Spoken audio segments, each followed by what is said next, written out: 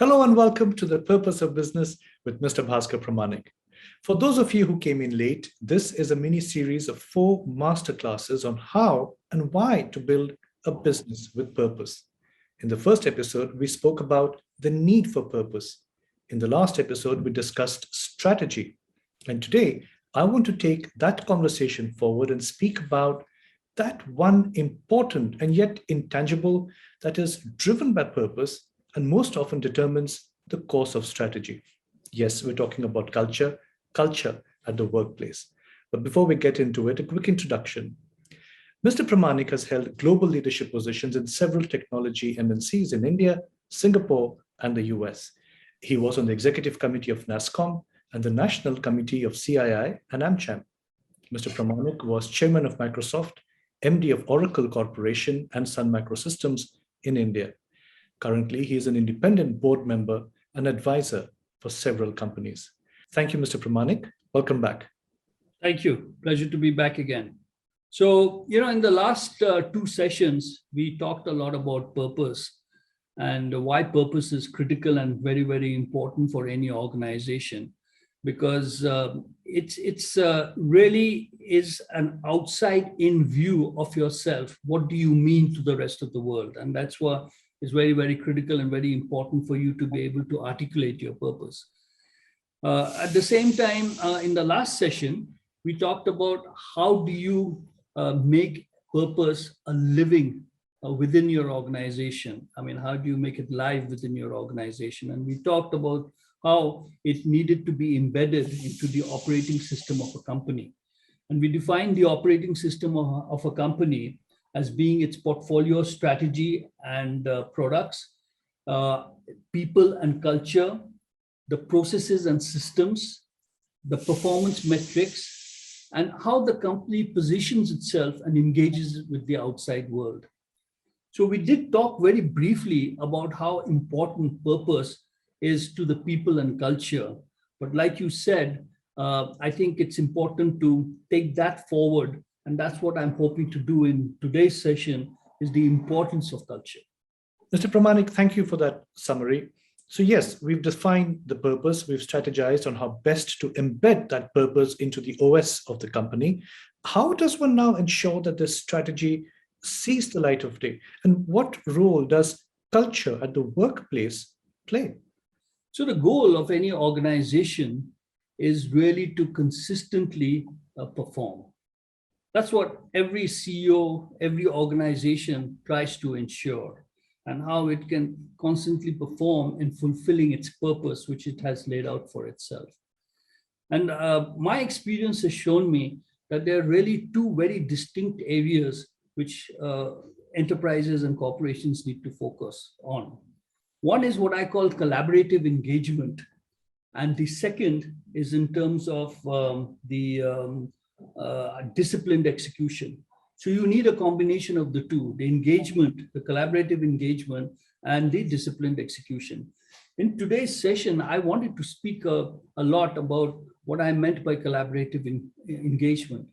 Because collaborative engagement is really a function of the purpose, the values of the company, the leadership behaviors, and in a sense, what I would call the culture of an organization. Culture basically defines the DNA of an organization, and the choices which you make based upon your values, your purpose really determines your choice of strategy. So therefore, the 2 are interrelated. But to me, culture is what and how people behave when nobody is watching. That to me is the key definition of culture. And how do you inculcate that? How do you nurture that is very, very, very critical. Mr. Pramanik, what would be a typical pushback here? I'm certain that there's always going to be naysayers and shareholders who will probably see this entire exercise in culture building as a distraction from the company's main purpose, which in their opinion is to bring shareholder value in monetary terms alone. How does one counter that? What's the counter argument there? So culture actually is a big contributor to shareholder value and stakeholder value. And without it, sometimes even the best of strategies get very lukewarm execution, primarily because people don't believe in it. And that is really the key part, because finally at the end of it, results are based on a strategy, but executed by people. And if the people and the culture are not coherent, and people don't believe in what they're doing, or they don't believe in the purpose of the execution of the strategy, or they don't respect the leaders, then you will get a poor execution, which has a detrimental impact on your stakeholder value. So culture is actually very, very critical in ensuring shareholder value. So let me give you an example of the importance of culture in the execution of strategy. And let me talk about a company called DCM, which I joined, the textile division of DCM, which I joined as a management trainee nearly 50 years ago. At that point of time, DCM was a conglomerate. It was in multiple businesses, but the largest business was in textiles. And they decided that they had to move from khadi, khadar variety of clothes to attracting the new consumer with a variety of different kinds of fabrics, and for which they built a completely new mill in Hindon. They decided that they needed to show how they've modernized not just their facilities, but also in terms of the variety of different kinds of fabrics and clothes which they were going to, or textiles which they were going to be producing.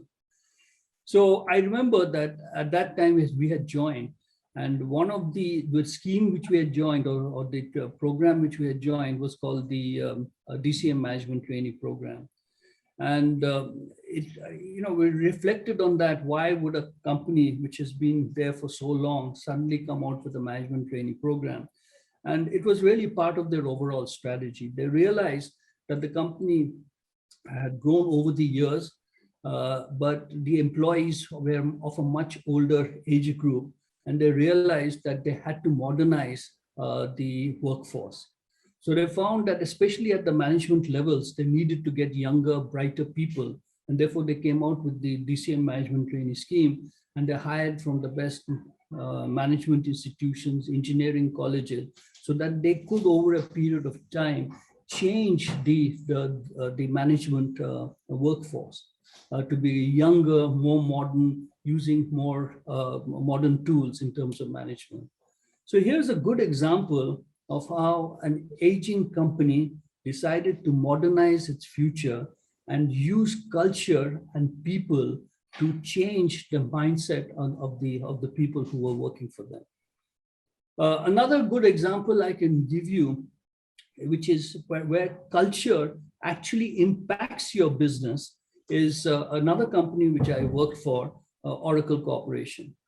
Now, Oracle is a household name, it's a legendary name as far as the technology world is concerned. And if you work for any large enterprise in the last 2 or 3 decades, you would know Oracle, because either your database was from Oracle, or one of or multiple of your applications were from Oracle. So it was a legend as far as the enterprise space is concerned. But when I joined Oracle and I was part of an acquisition, Oracle actually bought up Sun Microsystems, where had been working for the then 14 years. It turned out that the Oracle's culture was very, very different from that of Sun Microsystems. It was much more closed. It was much more authoritarian. It had basically one single leader, which was Larry Ellison. And whether it was innovation, technology, or even management, it was all determined by him. Even from a management perspective, it was highly centralized. There was very little that a field manager could do in a country or any of the others. And for Larry, one thing was very clear: the more salespeople he had, the less efficient was his engineering team, because his belief was that if we build the best products, then people will line up to buy our products. And if we don't have the best product, then you need salespeople. So there were really only 2 departments which were respected. One was the engineering folks and research and development. And the second was the legal team, who were there to protect the IP if anybody tried to pirate it. So now you think about it as a culture. It was very open, very hierarchical, very closed kind of a thing. And you could make out generally that most people were really not happy with what was around them. And then if you look at the performance of Oracle, I think close to about 20 years ago, the market cap of Oracle and Microsoft were very, very similar. They were all in the 200 billion kind of range. Now you look at Microsoft today, after its transformation, it's now nearly $2 trillion. And if you look at Oracle, it's at $250 billion. Not only has it stagnated, but if you look at some of its closest competitors today, Salesforce, which started much after Oracle and was primarily a CRM company, now it's a complete cloud company. It has a market cap equal to that of Oracle. And then if you think about a company like Adobe, Adobe's market cap is higher than that of Oracle. So here's another example of where absence of a culture which is nurturing or a company which is driven by a larger purpose, you will have a culture which actually detracts from the performance of the company. It's not that Oracle is doing badly, it's just that they're not doing as better as its peers, or given the current environment in which they're operating in. Mr. Pramanik, at what point would a leader of a company know that there is something wrong with the culture of his company? And how does a company then change the prevailing culture? How do you turn around a ship that big? I think the best example I can give you about how a change in culture is required is perhaps with regard to Microsoft itself. And if you think about Microsoft in 2010, when I joined them, they were considered a has-been. Not that the financials were bad, they were still growing 3 to 4% per year. They still were making very good margins, and they were profitable. So they were still considered a behemoth in that area. But when people were looking at the future, they said that this was a dinosaur. It perhaps wouldn't last for very long. And then when they had a leadership change and Satya Nadella took over, I think he realized that it was not just about changing the strategy. He started by changing the purpose from PC on everybody's desk to empowering every individual and every organization to do more, redefining the strategy of the company to become more of a platform-based company. And number three, he focused very closely on changing the culture and the leadership behaviors. And like I mentioned earlier, culture is a composition, is a function of values. It's a function of leadership behaviors. Now, if you look at the value system of the company, at that point of time, there was this one value which we've had, which Microsoft had ever since Bill Gates' time, and that was being self-critical. And being self-critical from an engineering perspective was all about re-looking at your work and saying how you can make it better. But over a period of time, people lost their, changed it from being self-critical to becoming critical, and everybody used to criticize everybody else. That everything else was, they were doing everything right, but everybody else was doing something wrong. So Satya realized that he had to change that value, and he changed that value from being self-critical to overachieving, and changed the whole connotation of that value system. He then looked at what were the areas from a cultural perspective where we were not getting the desired results, and he decided to change those elements of the culture. The first was the growth mindset. That is, that we wanted a company where people could flourish, where they could make mistakes, where if you failed in some way, then you would learn from that and become better as you went along. So the human being would always be encouraged to do more. Number two was becoming inclusive, that we needed gender inclusivity, we needed multi-generational, we need people with different abilities, we needed multicultural, so we needed to become a lot more inclusive. We needed to harness one Microsoft. So it was not about separate divisions, Windows versus Office versus something else. It was one organization, one face to the world, and one strategy which benefited our customers. So it was all about being one. And then the last one was being truly differentiated, that how could we actually truly add value and differentiate ourselves in the marketplace. He touched upon these elements of the culture and said, let's bring about some change. So like I said, change in strategy, change in purpose, change in culture, and redefine leadership behavior. That means leaders would provide clarity, they would provide energy, and their job was to make other people successful. With these elements, you can see that the execution obviously was a lot more painstaking, but the results are very clear. Today, Microsoft is growing at 8 to 10% in all of its businesses. Its revenues are over $120 billion, and its market capitalization, which is a true reflection of its future value, is over $2 trillion. So that's the impact that culture can make on the performance of a company. Well, that is about all the time we have today. We will have to leave it there, I'm afraid.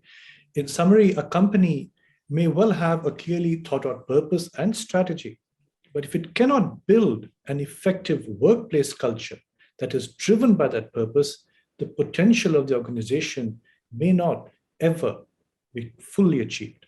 Thank you, Mr. Pramanik, for these very valuable insights. Thank you, Arpit. Be a pleasure to be with you guys again. Thank you. I will see you again next week. In the meantime, if you have liked watching this video, do remember to share and subscribe as well. Thank you and goodbye for now.